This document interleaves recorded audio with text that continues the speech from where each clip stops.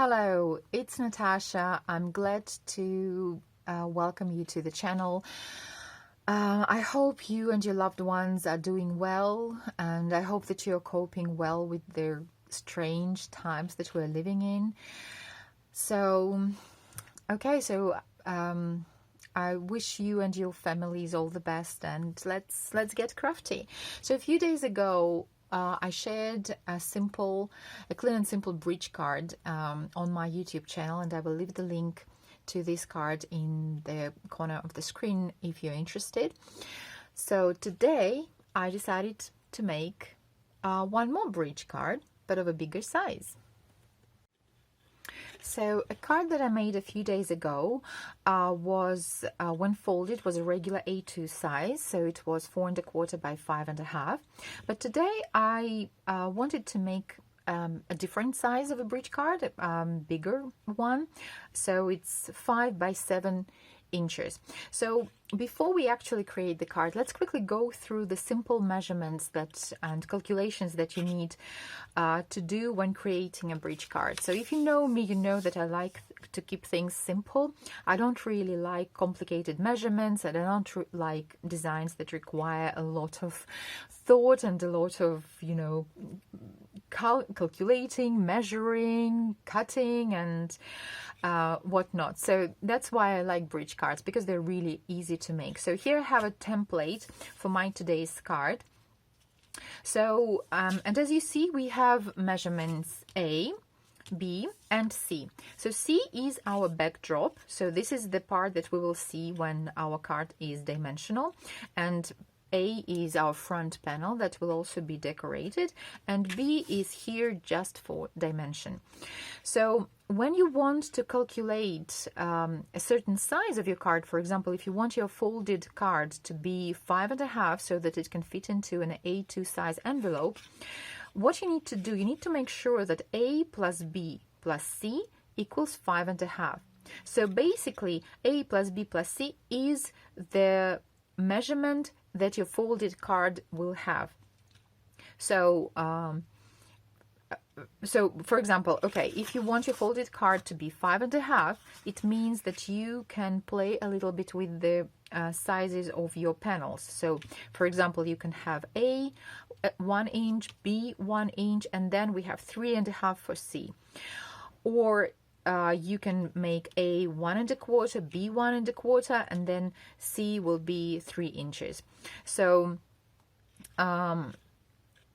obviously, when you're not limited by an envelope and you don't really need your card to be folded and you don't really need to fit it into an envelope, then obviously you can play with the sizes any way you want, and you can create, use different measurements. The one thing that you need to keep in mind is that your A should not be bigger than B. So let me explain why. So for example, when you fold your card and your A is bigger than B, the part of A will extend on this side, and you don't want this. It won't fit into an envelope.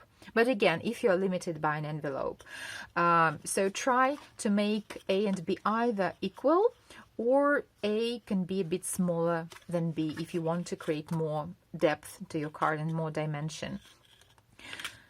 So, well, I hope this makes sense, but basically just go for it and make a card, and you will easily figure out how to do the measurements, because as I say, it's not rocket science. It's once you do it, you're good to go. You understand how it works. So for my today's card, I need I need it to be 7 inches tall, so it's 7 inches, and it is 7. I need a piece of cardstock 7 by 7, because when I fold it, it will be 5 by 7. Okay. So also, as it is a bridge card, we need a bridge, right? So we need a piece of paper that will actually hold our card together. And again, how you measure the length of this piece of paper, it will be A plus C, right? So in my case, it is 1 plus 1 plus 3, so it is 5 inches, right? And your bridge can be anything depending on the scene you choose. It can be waves or hills or any other bridge that you fancy. Okay, so let's make a card. For my today's card, I'm going to use Falling For You stamps and dies from Pinkfresh Studio, as well as some inks. And I'm going to keep my card quick, simple, and easy, because that's what I do.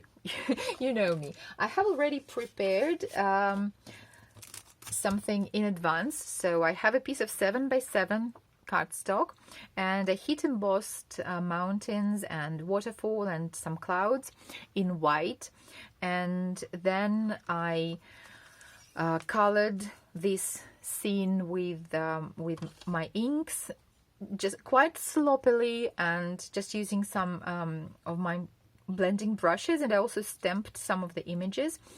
I have also prepared a bridge for my card, which is 5 inches long. So I just freehand cut the heel. Again, ink blended it with green and stamped some grass on it.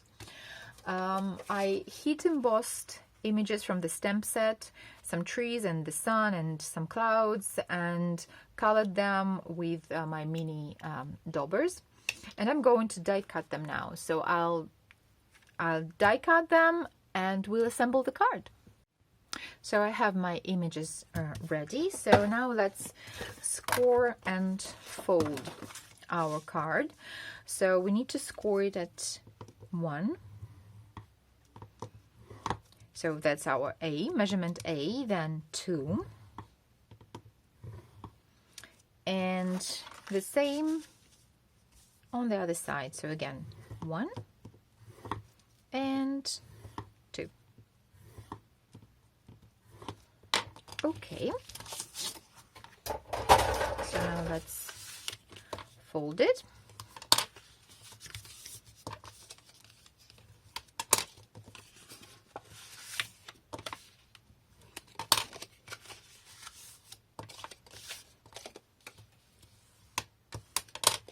All right, so here is our scene, and now I will adhere the bridge. I will just use some of my liquid glue for that, and at first I will adhere one side. Okay. And then the other one. You need to give it obviously some time to dry.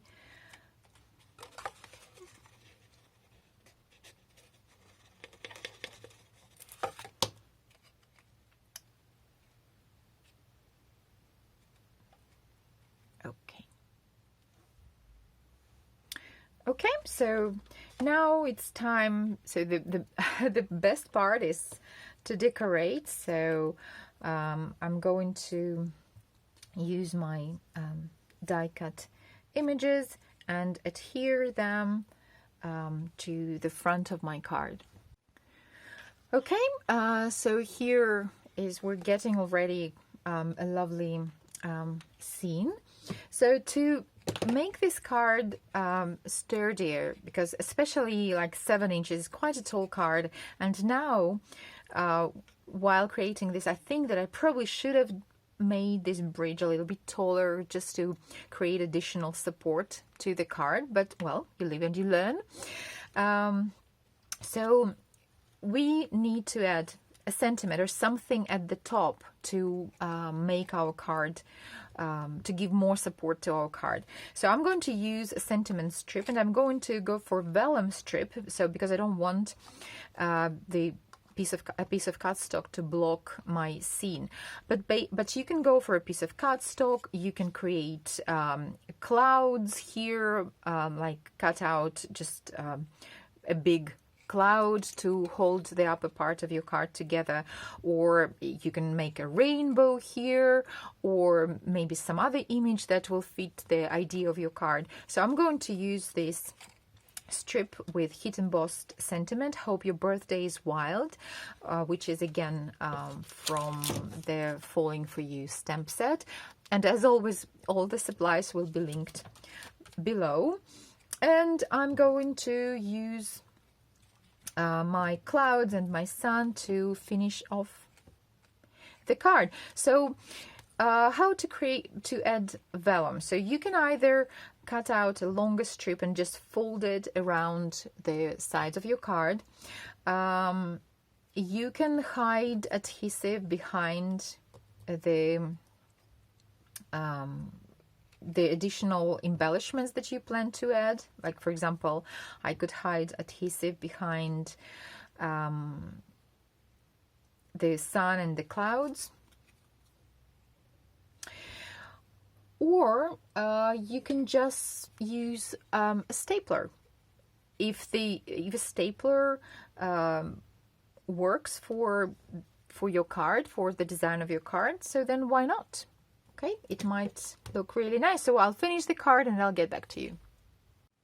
Okay, so my little quick and easy, clean and simple bridge card is ready. So I've adhered the sun and the clouds onto foam squares for additional dimensions. So the card folds, and as it is quite tall, I thought it would be a bit wonky, but it actually turned out fine, and so it can nicely stand on the desk or on the shelf. So I'm really happy how it turned out. I hope I have inspired you to play with this type of cards, with the bridge cards. And okay, be safe, stay healthy, enjoy the time with your family, get crafty. Thank you very much for your time. Have a great day and see you again soon. Bye.